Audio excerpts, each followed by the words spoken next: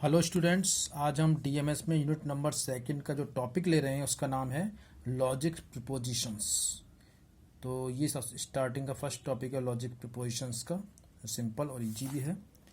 Now we start the logic prepositions. Logic is concerned with the method of reasoning. It provides rules and techniques by which we can determine whether any particular argument is valid or not। यानी ये क्या होता है generally, एक ऐसा statement कह सकते हैं इसको, या जिससे हम एक आर्ग्यूमेंट कह सकते हैं जिसमें ये बताया था कि वैलिड होगा या नहीं है। ये दो ही हो सकता है, तो सही होगा या गलत होगा, दो तरह के हो सकते हैं, वैलिड होगा या नहीं होगा। Logical reasoning has its application in the field of mathematics to prove theorems। इसका यूज कहाँ किया जाता है? थ्योरम्स को प्रूव करने में, मैथमेटिक्स फील्ड में। In the field of computer science के फील्ड में भी यूज किया जाता है इसका। For design of computing machines, क्या करने में? डिजाइन ऑफ कंप्यूटिंग मशीन में।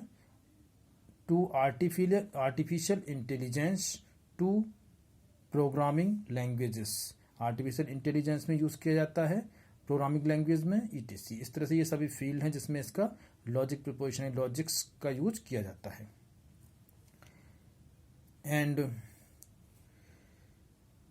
Natural and physical sciences to draw conclusions from experiments and in our day to day life to solve multitude of problems. इस तरह से हमारी जो नेचुरल और फिजिकल साइंस होती है उनमें कंक्लूजन निकालने के लिए एक्सपेरिमेंट का अब डे टू लाइफ में इनको सॉल्व करने में भी इनका यूज किया जाता है। सबसे पहले सेंटेंस क्या होता है? An expression consisting of some symbols, letters and words is called a sentence. क्या क्या होता है इसके अंदर? सिंबल्स हो सकते हैं, लेटर्स और वर्ड्स होते हैं। तो ये क्या कहलाएगा? सिंबल। दो तरह के, या तो ट्रू होगा या फॉल्स होगा, दो तरह के हो सकते हैं। जैसे 2 + 3 = 5, ये है। Jaipur is the capital of Rajasthan, सभी ट्रू हैं। तो ये ट्रू या फॉल्स कुछ भी हो सकता है, ये सेंटेंस कहलाएगा। अब मैं कहूँ please sit down, why did not go to purchase the bag, are not sentence. ये सभी सेंटेंस नहीं है। यानी इनमें क्वेश्चन मार्क वाला हो या कोई सब्जेक्ट ना हो, डायरेक्ट ऐसे बोला, तो ये सभी सेंटेंस के अंदर नहीं आते हैं। ये सही गलत बताना पॉसिबल ही ना हो उनमें, तो ये सब सेंटेंस में नहीं आएंगे। ट्रू फॉल्स बताने में पॉसिबल हो, वही सेंटेंस में आएंगे। नेक्स्ट है स्टेटमेंट और प्रपोजिशंस। स्टेटमेंट या प्रपोजिशंस क्या होता है? ए स्टेटमेंट और preposition is a declarative sentence that is either true और फॉल्स बट नॉट बोथ। ऐसे स्टेटमेंट क्या होते हैं? स्टेटमेंट या प्रीपोजिशन वो होते हैं जो डिक्लेरेटिव सेंटेंस हो, मतलब डिक्लेयर करें कुछ ना कुछ, या तो ट्रू हो या फॉल्स हो या दोनों नहीं हो, लेकिन तो क्या कहलाते हैं? स्टेटमेंट या प्रीपोजिशंस कहलाते हैं। If the statement is true, be assign a value T for it, and if it is false then be assign a value F to it. यदि वो सही है तो ट्रू, और यदि फॉल्स है तो एफ उसको वैल्यू असाइन की जाती है। These values T and F are called the truth values of the statement। ये क्या कहलाती हैं? ट्रुथ वैल्यूज कहलाती हैं स्टेटमेंट की। जैसे एग्जांपल है इसमें, Delhi is in India, Delhi India में है। It's statement that happen to be true, so its value is T. 3 + 5 = 8, it is also a statement, it is true value, its value is T. Do your homework, it is command, not a statement. What are you doing? It is a question, not a statement. X - 4 = 2, it is a declarative sentence but not a statement। declarative है लेकिन sentence नहीं है। Since it is true or false, true और false कुछ भी हो सकता है depending on the value of x, x की वैल्यू पर डिपेंड करेगा। Jaipur is a state, it's false, so it is statement. इस तरह से ये स्टेटमेंट प्रीपोजिशंस इस तरह से रिकॉग्नाइज करेंगे। नेक्स्ट है प्रीपोजिशनल वेरिएबल्स क्या होते हैं? In logics it is required to draw conclusions from the given statement repeatedly.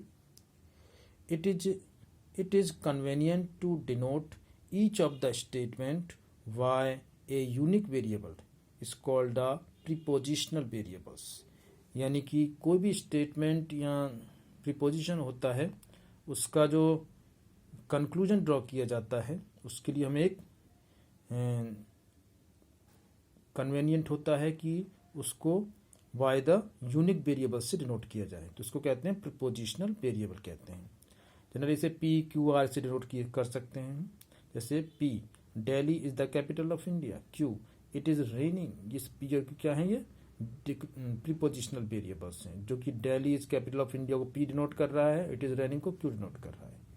अब है types of prepositions. Type of prepositions क्या है, कितने टाइप्स के होते हैं? The prepositions can be classified into two types. ये टू टाइप में जनरली इसको हम डिवाइड कर सकते हैं, सिंपल और atomic prepositions first and compound और मॉलिक्यूलर प्रीपोजिशंस सेकंड। दो तरह के होते हैं। तो सबसे पहले सिंपल और एटॉमिक प्रीपोजिशंस क्या होते हैं? The prepositions having one subject and one predicate is called a simple preposition. में एक ही सब्जेक्ट होता है और एक ही प्रेडिकेट होता है, वो क्या कहलाते हैं? सिंपल प्रीपोजिशन कहलाते हैं। Simple preposition is generally denoted by lower case letters of English alphabet P Q R S E T. ये लोअर केसेस से डिनोट करते हैं इनको पी क्यू आर इस तरह से। For example P this flower is pink, Q every even number is divisible by two. इनको हम पी क्यू से डिनोट किया गया है। ये क्या है? सिंपल या एटॉमिक प्रीपोजिशंस हैं। नेक्स्ट आते हैं हम कंपाउंड प्रीपोजिशंस क्या होते हैं? To or more simple prepositions sentence is called A compound prepositions. यानी दो या दो से अधिक सिंपल प्रीपोजिशंस को यदि हम कंबाइंड कर देते हैं बाय कनेक्टिव्स के थ्रू, तो वो क्या बन जाते हैं? कंपाउंड प्रीपोजिशंस बन जाते हैं। एक सिंगल